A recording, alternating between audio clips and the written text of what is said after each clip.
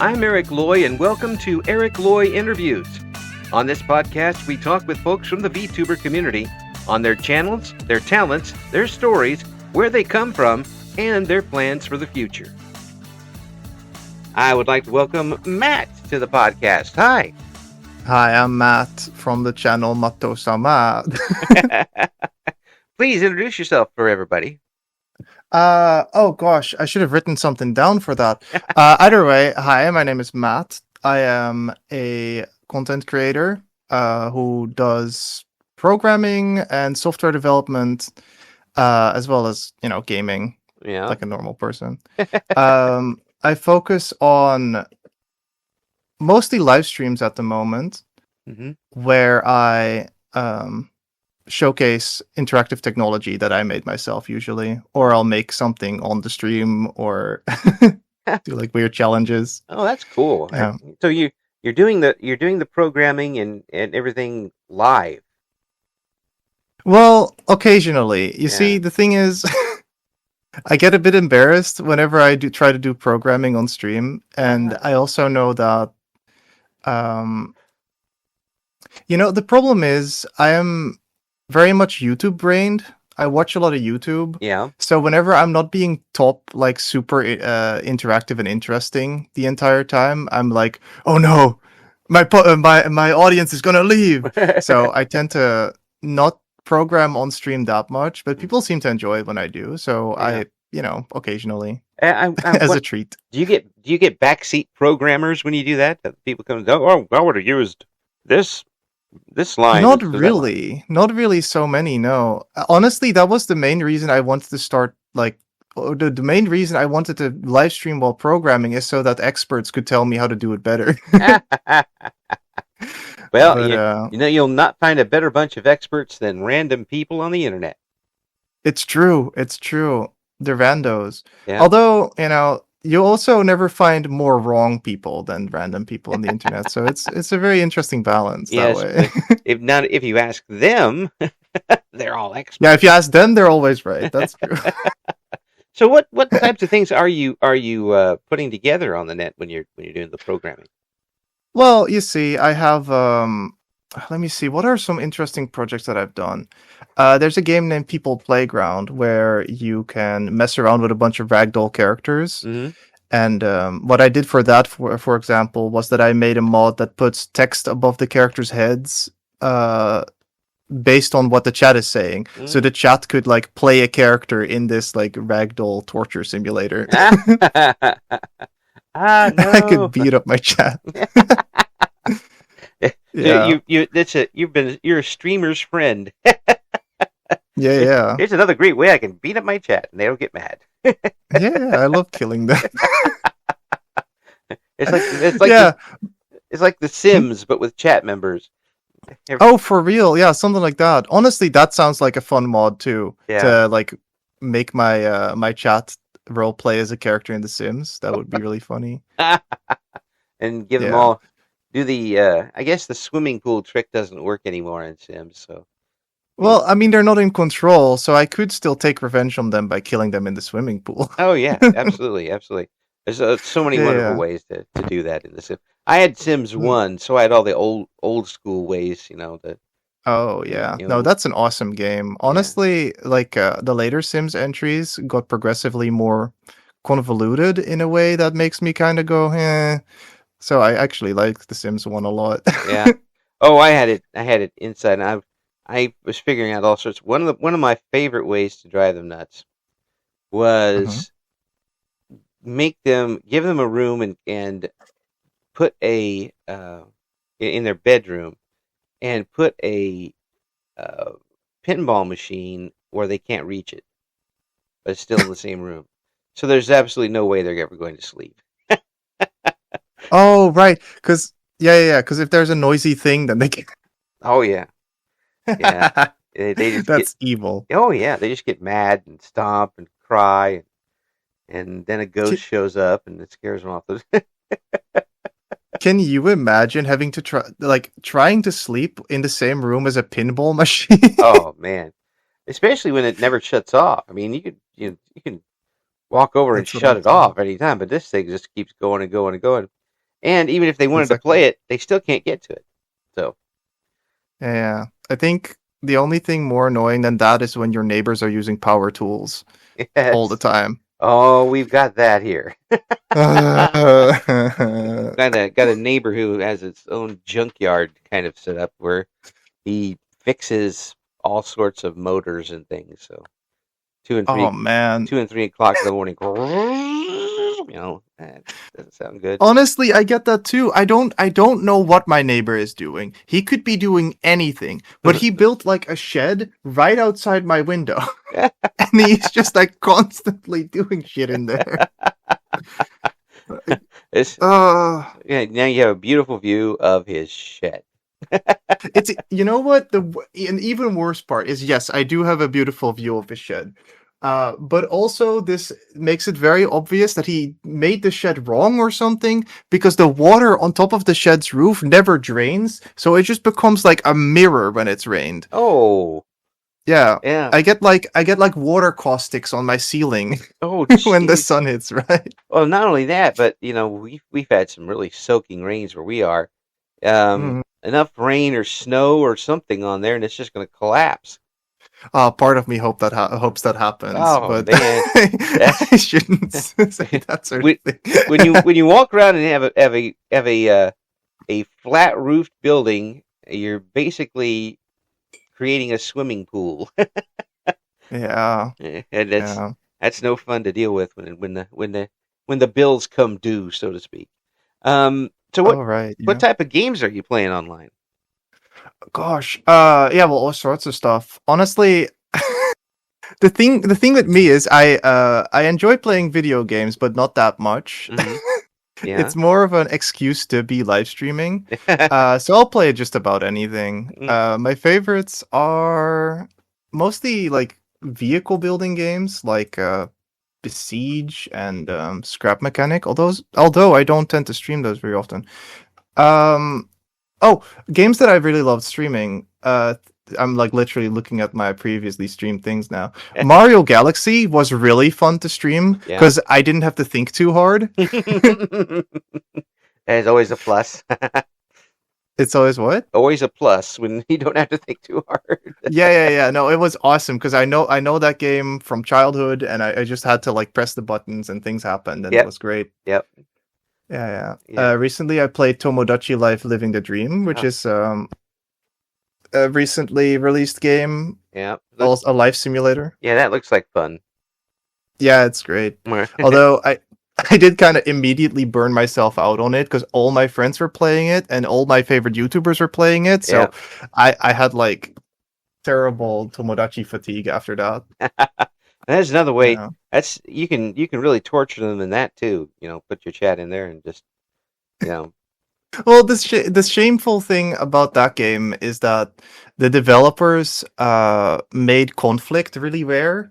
So like the Mii's never really get mad at each other, which is sad. Uh, I Yeah. think the old one you could do that. The first one. They, Yeah, and it is possible. It just, maybe if you play the game for 100 hours, you know, I'm not and then they'll challenging you make to. up in 2 minutes. I'm not challenging you to do that. You said you were burnt out, so I'm not going to challenge you on Yeah. that. Honestly, I know that the modding community already made a mod that makes conflict way more likely. So, Well, yeah. you know how it goes. I mean, you give somebody a chance to have a blank slate of creativity, and they're going to fill it, and Yeah. they're going to go. Have so you are doing development of your own, right? Yes, absolutely. Okay.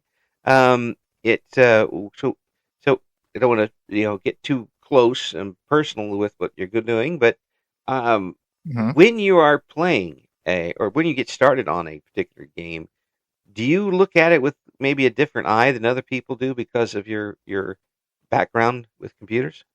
Oh, absolutely. Yeah. A great thing that I always think about when people mention this is that sometimes I'll just like be playing a game, and in the middle of playing the game, I'll just like crouch down and stare at the floor for a while because I'm admiring the like PBR shaders.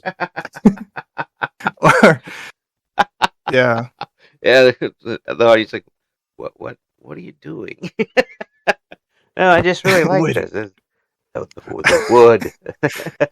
Yeah, yeah. Like, oh, I really like the way they did this concrete.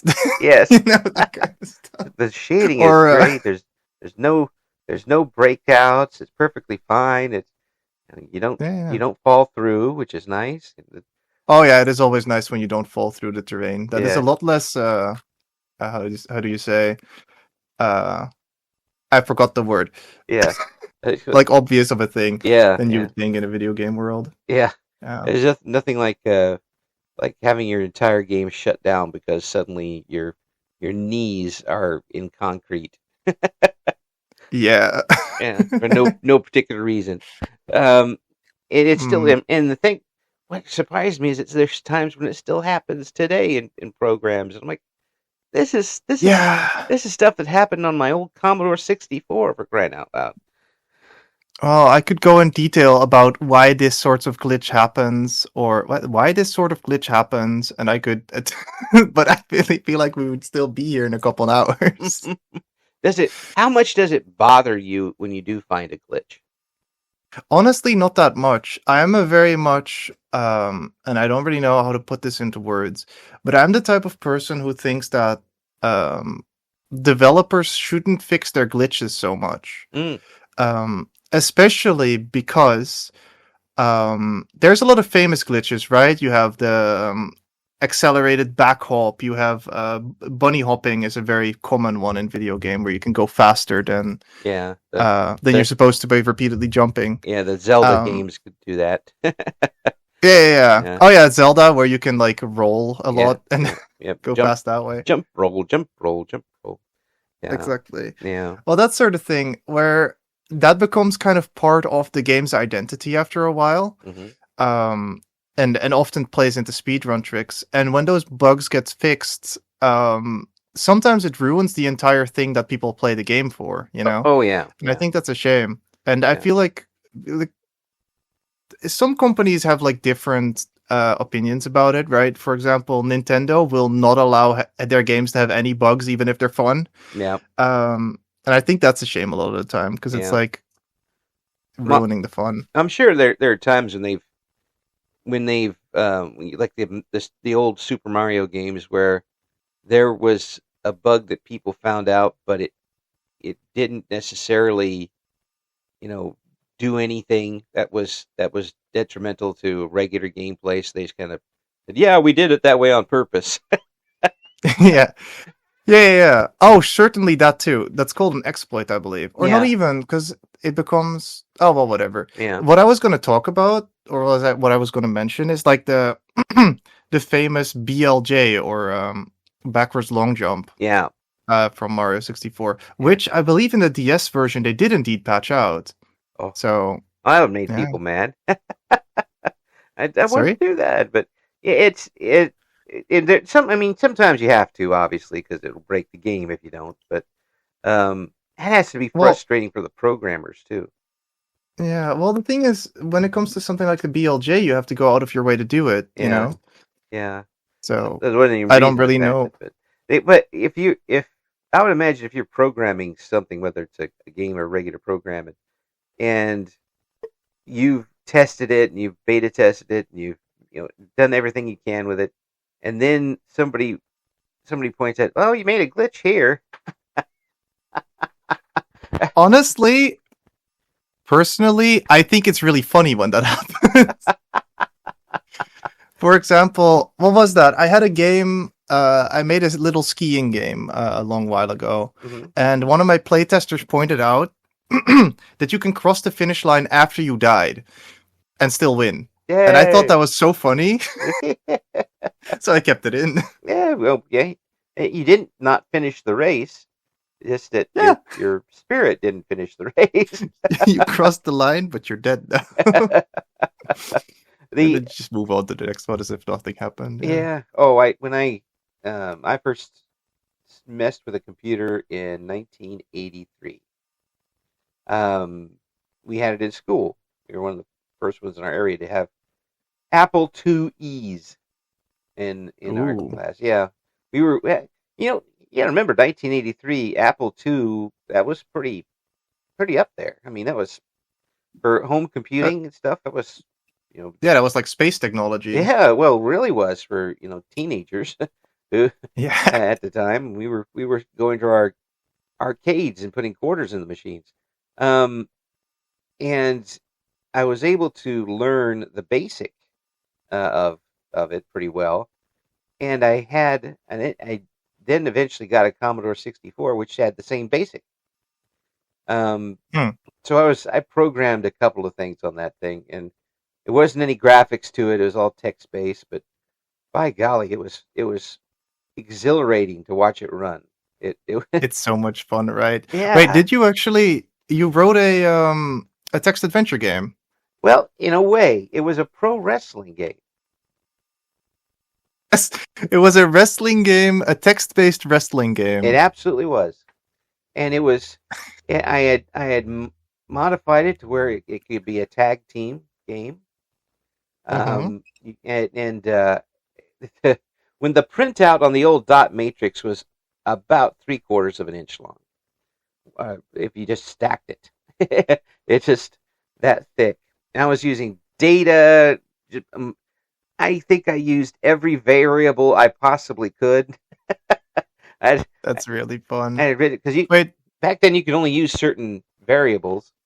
yeah. It was it, But you said the printout, like it actually printed something, or what do you no mean? no back then you could print out the program because it was basic, and so you could print out the basic lines and everything, and I would go over it with a fine tooth comb, making sure that I didn't jump from here to there. And something made logical Oh, sense. I incorporated the wrestlers' re- move sets, um, height, mhm. weight, strength, speed. I had all sorts of. It was like a RPG almost.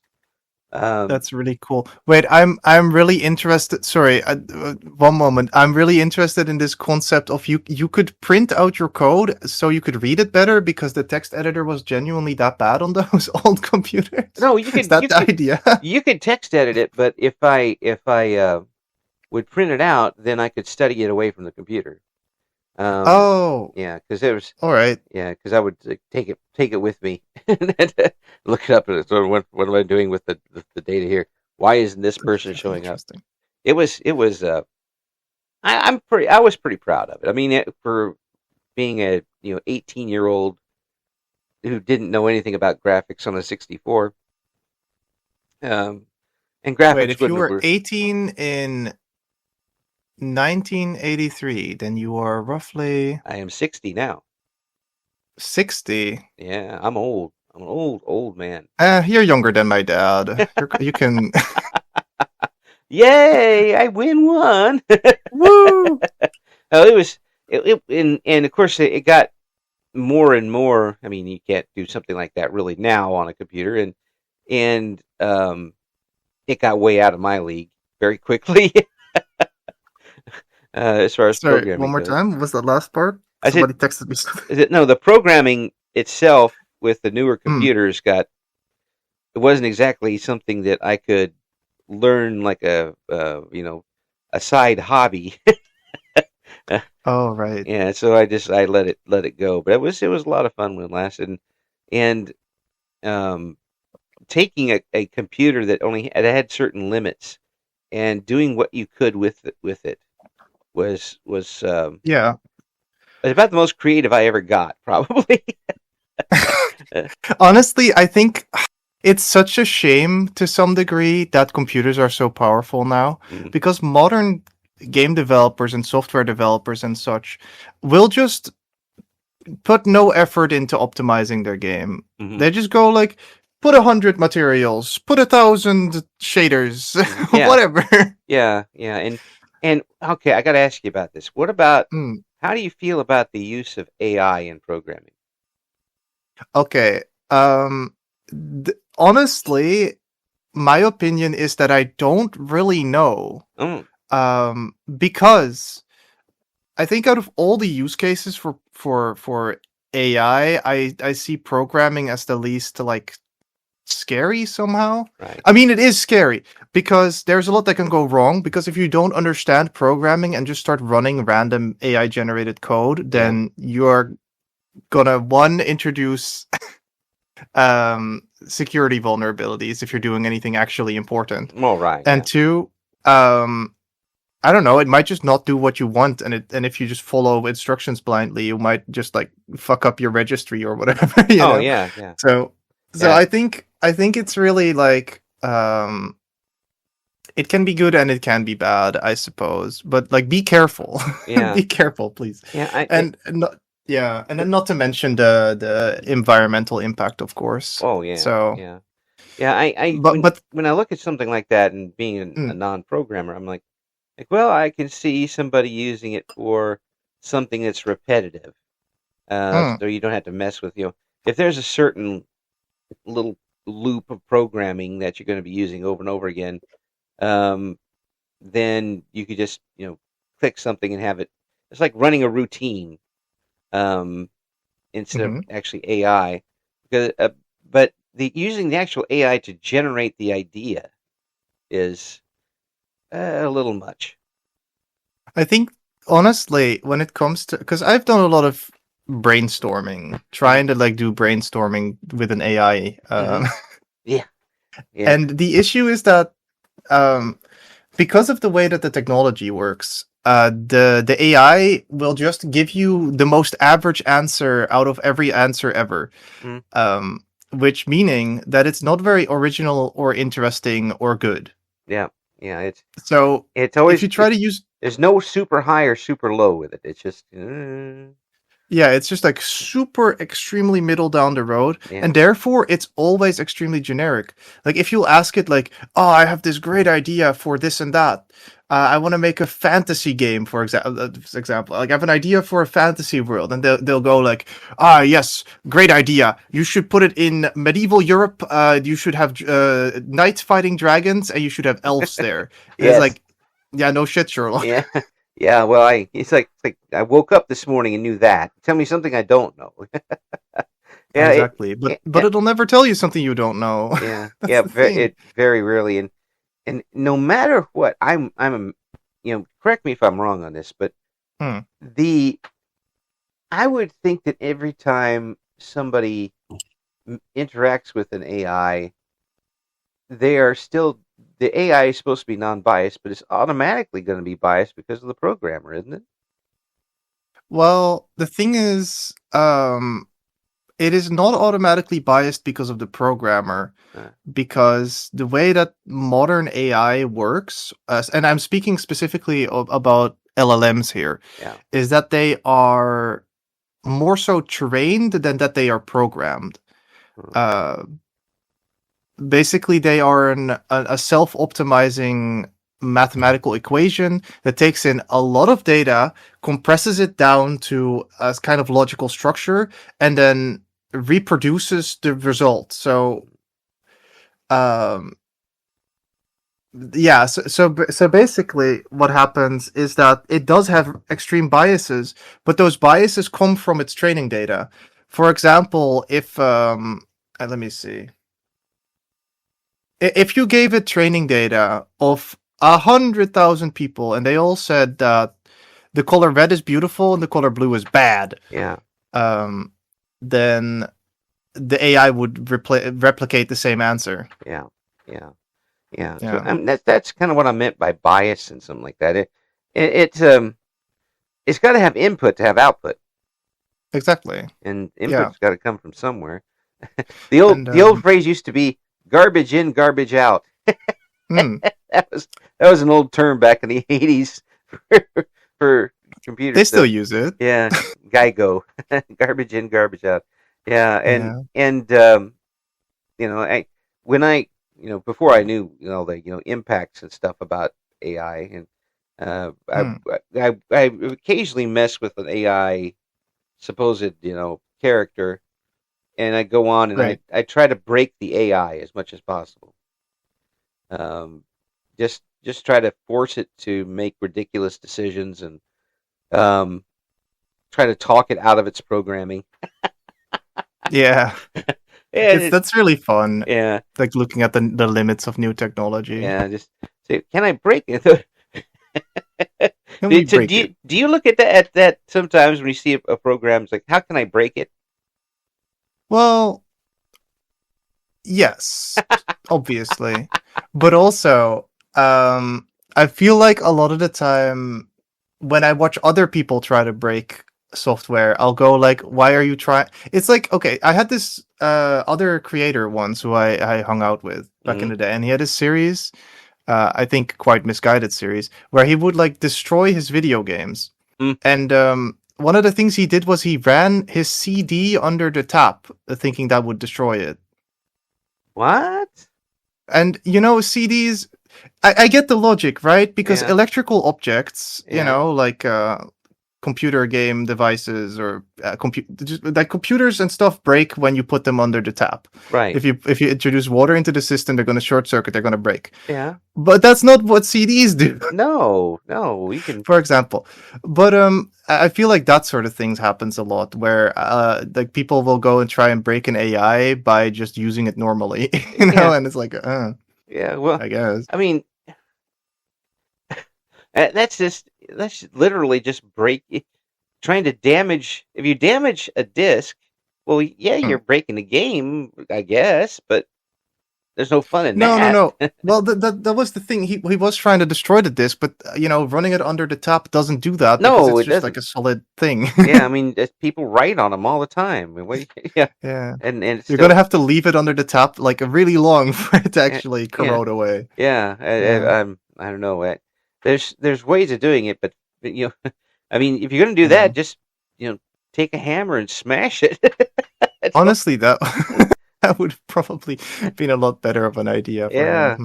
Well, Yeah. when we brought technology like that into radio, some folks went Like kicking. CDs? Yeah, yeah, and just going from audio tape to electronic, it was such a giant shift. Um, we went from having to send out reel to reel audio copies of commercials to emailing them, Oh wow, yeah. and the benefits were you didn't lose any of the sound quality. Hmm. But if you did it on tape, you lost sound quality every time you dubbed it. Wait, I'm actually kind of interested. The magnetic tape, you couldn't just copy those easily then? Well, you could copy it, but you had to literally play it back and record it onto another tape. Oh, right. And then within that system, there's a bunch of like loss. Yeah, okay. Yeah, you're automatically losing when you do this. We call them generations. Generation loss. Yeah, generation loss. Because there were some commercials that we would run for years, Hmm. and instead of keeping them around and using the same tape, they would keep dubbing it back and forth onto a real tape for safekeeping because we didn't have storage or anything like that. Hmm. And by the time by the time year 8 comes around and you pull out the tape, it basically sounds like somebody's yelling into a phone line. There's it just Oh sounds so man. much different. Hiss and golly, we try to send a tape through the mail. You have to deal with magnetic stuff, Yeah. and then you get the tape after waiting for it for a week, and half of it has been erased because it got caught in a magnet on the way over. And Ah, that sounds exhausting. it is, and it's amazing to me all the stuff we've bent over backwards to try and do back in those days that we can do with a click of a button now. Oh yeah. No, I'm so grateful for modern technology. Like I wasn't there in the 80s, of course. Mm, But uh I am very interested in vintage technology or like older technology. yeah, yeah. Yeah. There's some things I actually really miss about the old Commodore. Um, Mm. some of the games were pretty awesome, and for the time, the C64 was the thing. It they used it. They had cartridges. People don't even realize it. They had game cartridges for the Commodore 64. Oh Um, yeah, they did. yeah, and I had Donkey Kong, and I had dig dug, and they were very close to the what was happening on the arcades. Arcade. Yeah, Yeah. and with such a giant leap from the floppy disk that you bought at the store for $5. Yeah, that's Yeah. another thing. We could go to our grocery store and they had random programmers, uh, a disc full of games for $5. Oh, that sounds so fun. It was there was some pretty good games. Some of them was garbage, but Mm. for $5, you know, rather Yeah, rather I rather. know the original Doom made its way through the world through those kind of demo Oh discs. yeah, yeah, and we were sorting through our AOL discs and our Doom discs at the same time. Everybody had that. We were literally playing it on everything. Um, Wait a minute, people were storing their wait. AOL is a like texting yeah, protocol, right? I yeah. have this right. So people were storing their texts on floppy disks. No, what we had back then, AOL Mm, was the internet was so much different when it got started. You had to get a time. You had a time limit of what you could do on the internet, and you were paying right. for it, everything. Yeah, it And was like phone line. yeah, and Yeah, AOL dial up. AOL was famous for including starter discs in everything, magazines, bills from other companies, random stuff you got in the mail. You'd get an AOL starter disc, then you put it in, Mm. and you could run AOL for I don't know 5 hours free. But when you're done with it, they shut you off. That's enough internet for today. Yeah, no, it would be ridiculous. You don't hear people, using up their time on the internet very much anymore, which is good No. because some of us don't sleep. Uh, how often are you on the net as opposed to programming? How do you mean? I mean, what's the time? I mean, obviously you work with the programming stuff as much, but when you're not at doing stuff for a job, do you do a lot of work on programming on your own outside the job?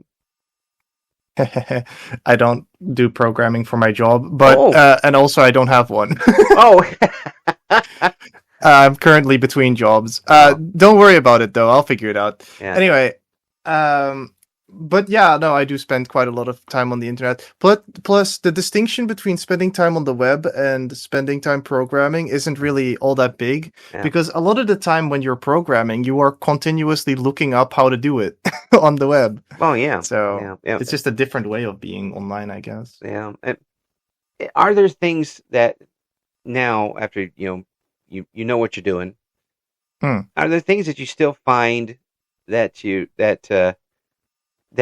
just overlooked or didn't know about that would have made things so much easier for you? Oh, dude, all the time, all the time. Things like I can't really think of one in specific right now, but I know that like basically every time, especially when you just started programming, every time you do a new project, Hmm. the old one becomes antiquated. Where it's like, why did I do it like that? Yeah, yeah. Yeah, When it's one of those moments where you kind of conk yourself on the head, like, that would have been yeah. so much easier 2 years ago. Oh man, I had one of those types of moments. I have a friend who is currently studying game development, I believe, Hmm. and he had a school appointment, or he had a school assignment. Sorry, not where he had to make a game, Hmm. and the game had a book in it. And rather than making, because when you open a book, you have two different pages that show up, right? Right. Right. And instead of making one object for like the spread of the two pages, like the two pages that you see at the same time, Right. he made both pages separate objects, and he made a script that handles um like the math behind which pages should be loaded at the same time. And I was Oh, like, why don't you just make the spread an object?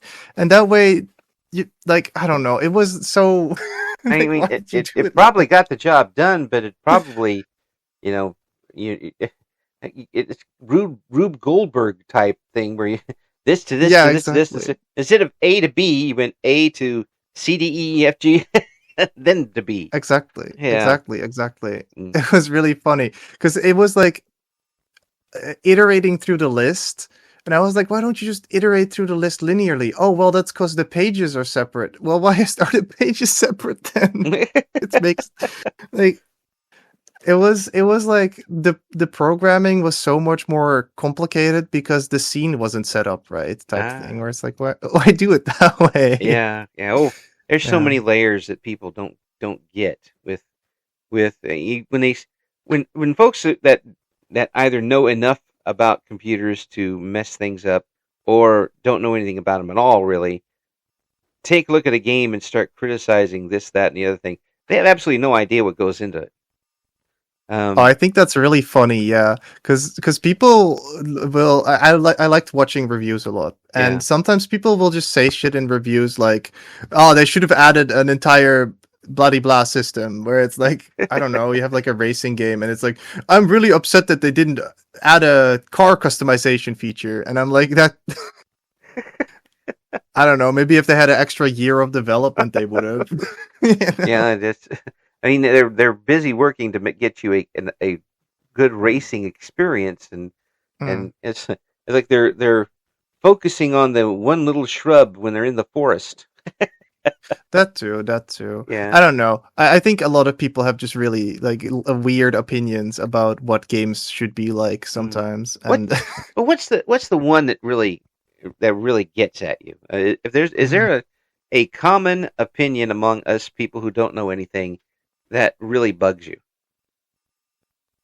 Gosh, I can't really think about one right now. You know, not Uh, not a common one like oh the oh, actually, I do have one. yeah, And this is a bit of a complicated one because it regards digital ownership. okay, But I think that when it comes to uh like skins or bought objects in video games, hmm especially ones that are only cosmetic, hmm I think there's no point to them. And I think spending money on them is kind of like a huge waste because you are spending money for the right to display a character as your player model, right? right, Within their server, within their game, yep, in a environment they control entirely themselves. You do not own the rights to the character design. You do not own the rights to use the character model in your own projects. right. What do you own at that point? You own nothing. Why did you pay money for that? But it looks so cute.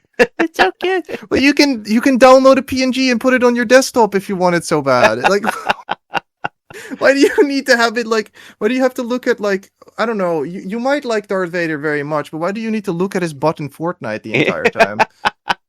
And now you're making the gotcha gamers upset. Yeah, I will. I don't care, Gotcha gamers. Get a better hobby. uh, I, But hey, but I fully understand why they do it because if you get into something, you get into a game and it can take over everything. oh yeah, absolutely. And there's a few different like mechanics that play into it. Yeah. Things like people want to express themselves, people want to signal their own like status within the game, Uh huh. where if you are a dedicated player or a very rich one, you can get the best kinds of items and you can showcase them to all your friends, Right. especially online games. Yes. So, Yeah. I've got this yeah. new sword. Well, does it do anything?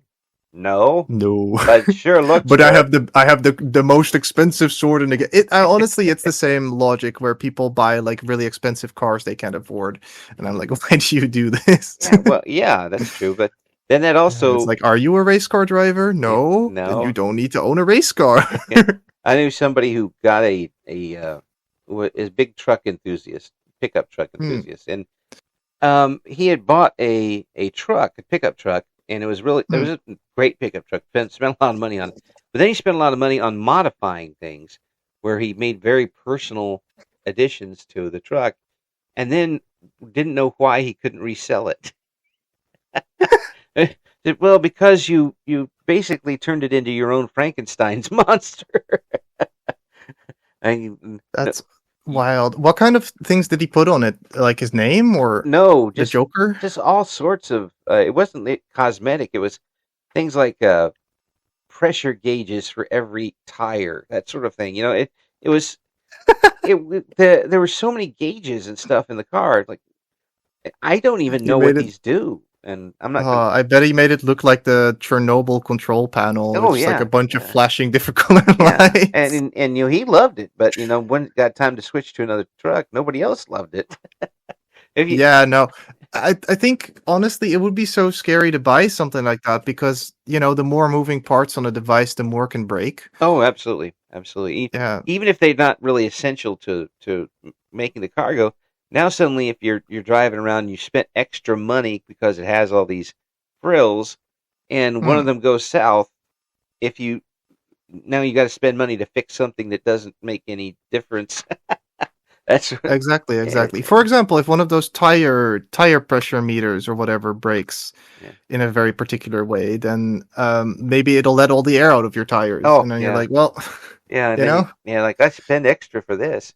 I imagine yeah. you can put that in programs too. Do you ever find yourself using a program or playing a game or something that's that you see something that was absolutely useless written into it? Oh, dude, like the entirety of Windows. We live for Windows Or updates. oh man, I love Windows updates. I love when my random drivers don't work anymore. I love when no, but also I see this a lot, especially software made for people who aren't very technical. They'll just Mhm. add like a bunch of features that maybe be useful, maybe a little bit, and Yeah. then miss actually useful features. It's weird. But Um, I need it in every language.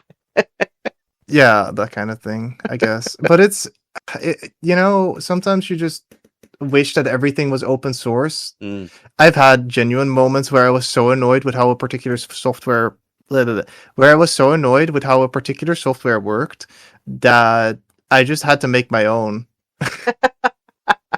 Well, Like, it's nice to have that ability.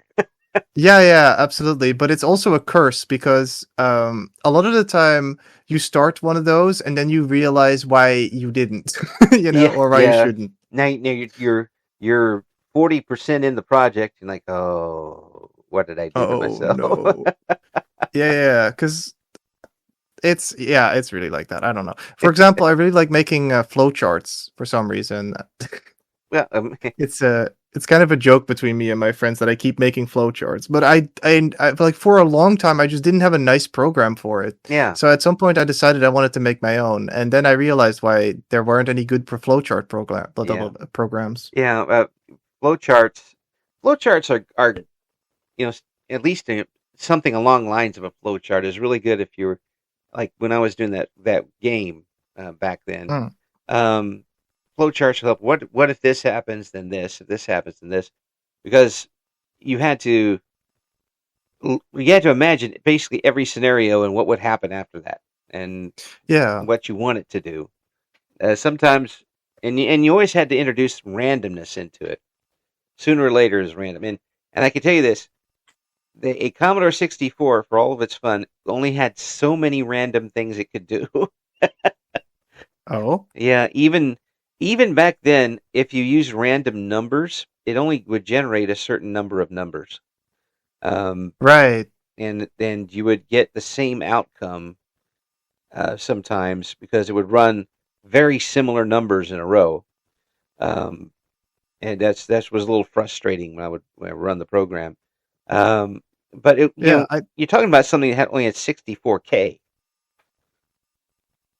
mm, Yeah, you had something that only had 64K of power.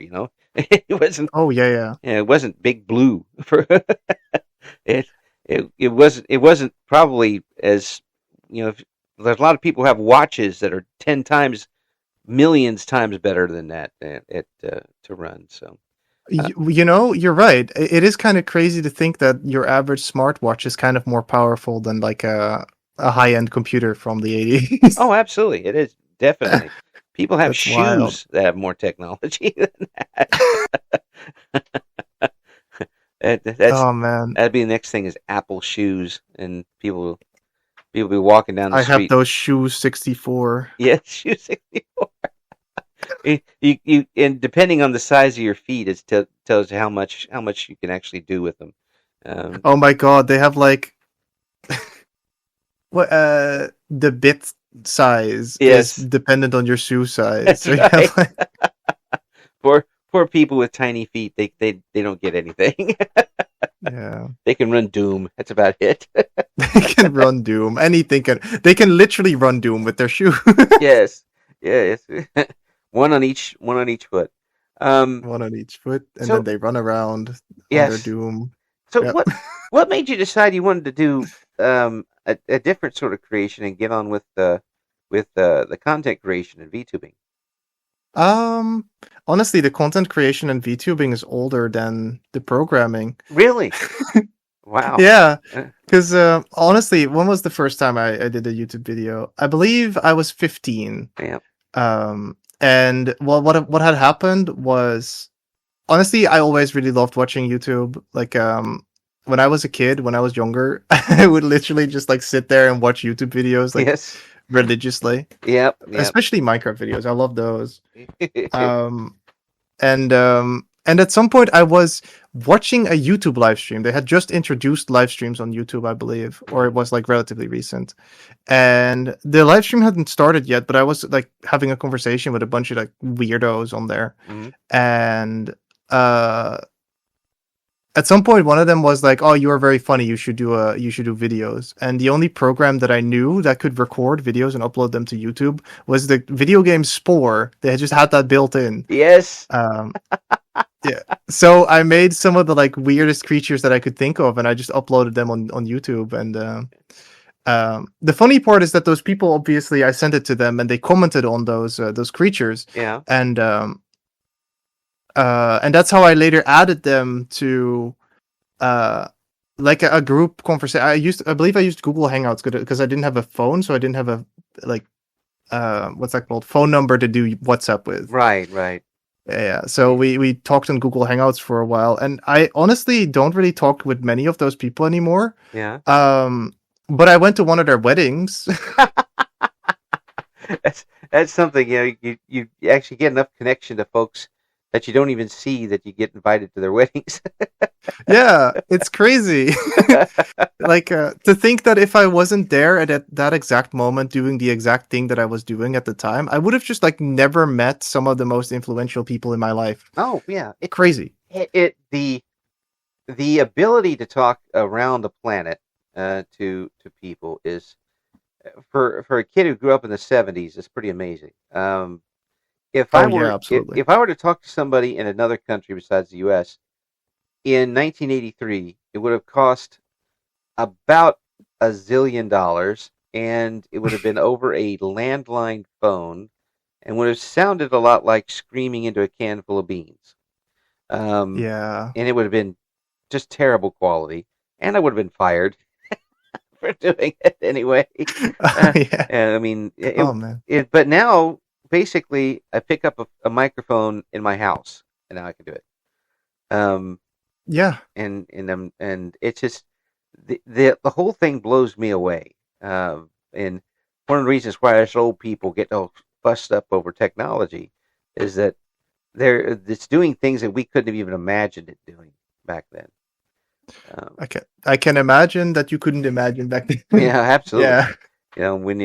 When your biggest program growing up at age 17 was Lemonade Stand,